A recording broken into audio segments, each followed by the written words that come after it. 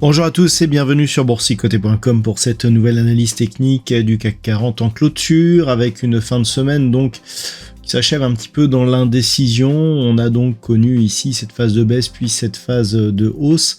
On a ouvert un gap haussier qui nous a fait croire à un franchissement ici de la zone des 7855 points ce matin pour au final revenir ici combler la zone et clôturer sur un niveau quasi équivalent à la clôture d'hier puisqu'il est 7822,67.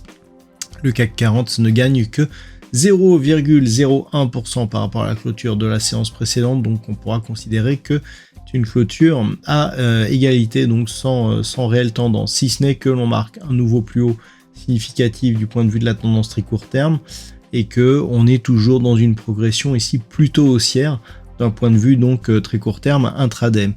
Au niveau des indicateurs techniques, on se stabilise au niveau des histogrammes du MACD, le RSI est totalement neutre, les volumes baissent un petit peu par rapport à ce qu'ils étaient hier, et donc par rapport, je dirais, aux indicateurs qui se trouvent sur le graphe, on a bien rebondi ici sur la zone de moyenne, on a marqué un nouveau plus haut significatif, on se rapproche de la bande de Bollinger supérieure sans parvenir à marquer de contact.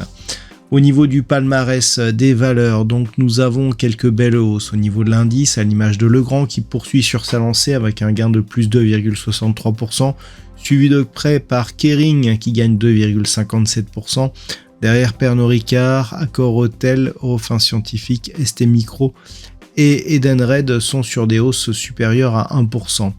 Au niveau des plus fortes baisses, c'est Stellantis le gagnant du jour avec une perte de 3,25%.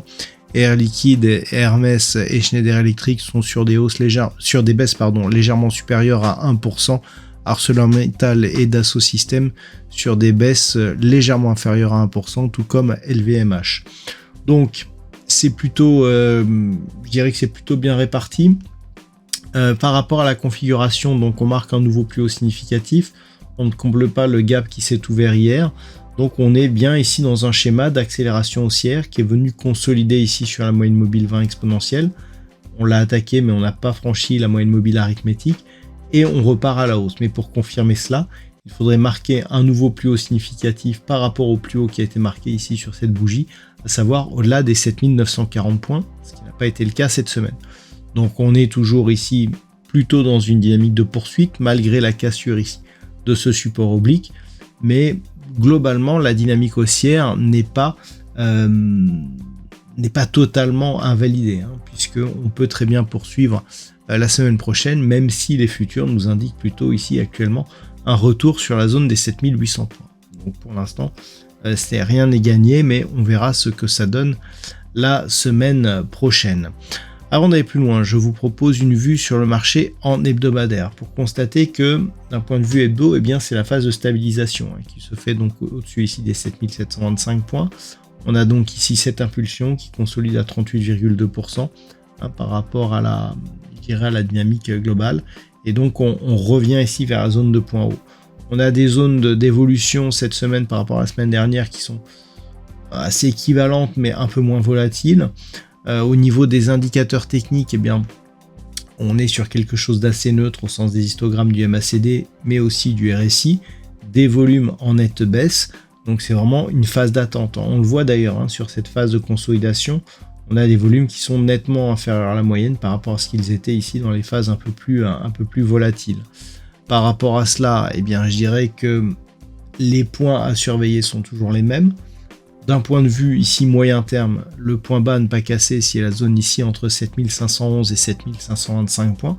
Sous cette zone, on pourrait accélérer le mouvement baissier donc qui s'était initié sur cette phase de consolidation.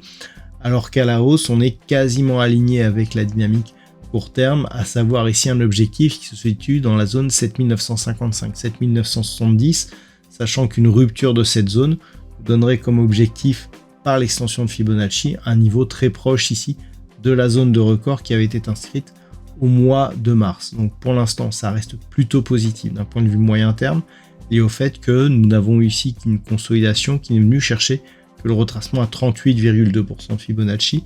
On peut voir d'ailleurs que ce retracement s'est fait avec une extrême précision, puisqu'on a un retracement à 7511 points, et on a un point bas ici à 7505. Donc 6 points par rapport à cette amplitude, c'est très très faible. Et je dirais que c'est ce qui peut être un petit peu rassurant dans ce mouvement, c'est que le fait que l'on vienne ici rebondir sur des zones techniques clairement identifiées, est plutôt un bon signe, puisque ça nous indique que la dynamique évolue d'un point de vue technique et respecte plutôt, je dirais, les phases techniques qui sont en général lues par les investisseurs, ce qui veut dire qu'on est loin d'un mouvement qui ne répond plus à une certaine logique.